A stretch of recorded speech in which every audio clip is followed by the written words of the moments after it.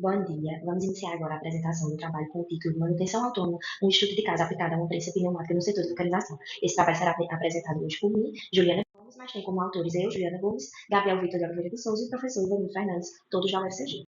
E, dando uma introdução rápida sobre o presente trabalho, a gente se encontra no mercado que cada vez mais busca eficiência produtiva, redução de custos, e, mediante esse cenário, torna-se fundamental a gente buscar métodos e práticas que garantam o pleno funcionamento dos equipamentos, visando alcançar uma produção em larga escala de forma eficiente. Pensando neste contexto, surgiu justamente a TPM, que é a Total Productive Maintenance. E dentro desse pilar, dessa filosofia, né, do TPM, tem-se um grande pilar que é a manutenção autônoma, que visa justamente maximizar a eficiência produtiva e reduzir os custos através de práticas de manutenção.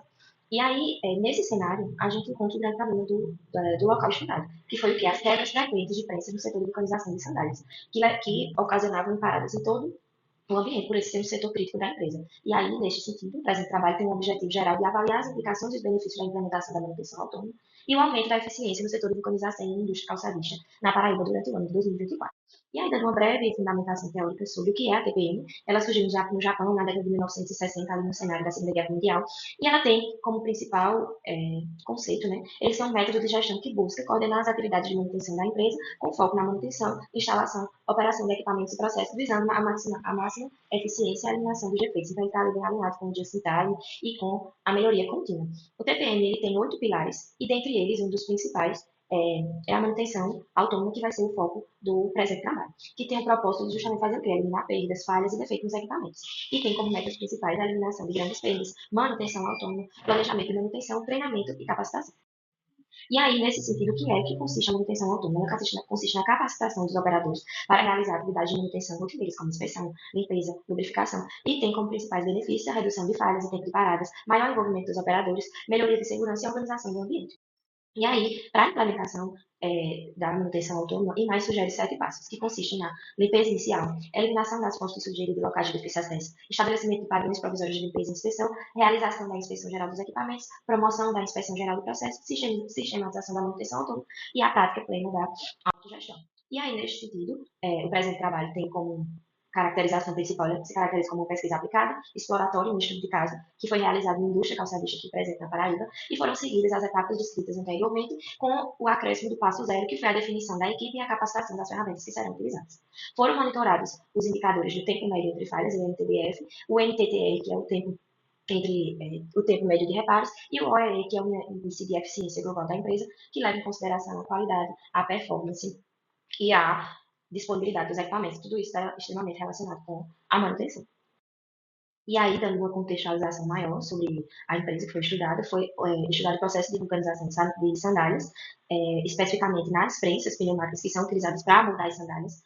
São máquinas que operam 24 horas por dia e 26 dias por mês. Então, só aí já fica evidente como elas trabalham nesse ritmo acelerado, e a parada para a manutenção desses equipamentos, para fazer uma manutenção corretiva, ela pode impactar muito fortemente no processo produtivo. E aí, descrevendo o passo zero, foi definido o time de implementação, todos os colaboradores foram envolvidos nesse processo, né? Eles foram escolhidos para realizar um estudo, na qual foram analisadas as habilidades nas ferramentas e, posteriormente, com base nesse questionário, foram realizados treinamentos visando equalizar justamente esses conhecimentos necessários para a execução dessa ferramenta. E então, para a realização da manutenção autônoma foram seguidos os seguintes passos. Então, no passo 1, foi realizada a limpeza de toda a prensa com o intuito de facilitar a identificação das fontes de sujidade e anomalia do equipamento. Então, foram identificados 13 pontos de sujeira e 13 locais de difícil acesso. Neste intuito, foi também criado o UPL, que são as unidades básicas de limpeza, que consiste em uma unidade móvel equipada com todos os itens necessários para a realização de limpeza de acordo com os procedimentos estabelecidos. E aí, já no passo 2, o objetivo era eliminar essas fontes de sujeira identificadas anteriormente. E aí, aqui tem uma imagem, né, que demonstra os 13 pontos de sujidade identificados, e aqui tem um exemplo da eliminação de um desses pontos de sujidade. Então, foi observado que, através do desenvolvimento da implantação das UBLs, da remoção da fonte, regulagem e desenvolvimento de uma rotina de manutenção, foi possível observar uma redução de 92% desses pontos de sujidade.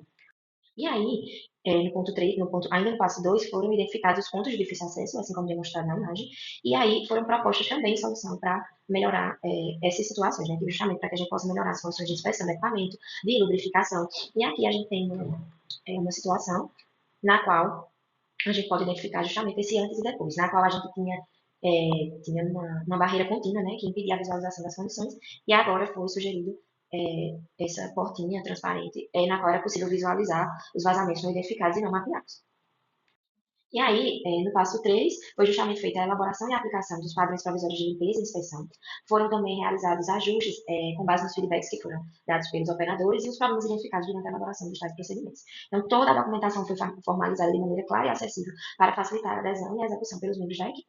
Uma vez concluído o terceiro passo, foi realizado um treinamento com a equipe para a realização de tais procedimentos sobre o funcionamento e os sistemas do equipamento agora adaptados. Então, no passo 5, foi realizado o acompanhamento da aderência aos dos planos anteriormente elaborados, visando garantir a implementação das rotinas de limpeza e inspeção.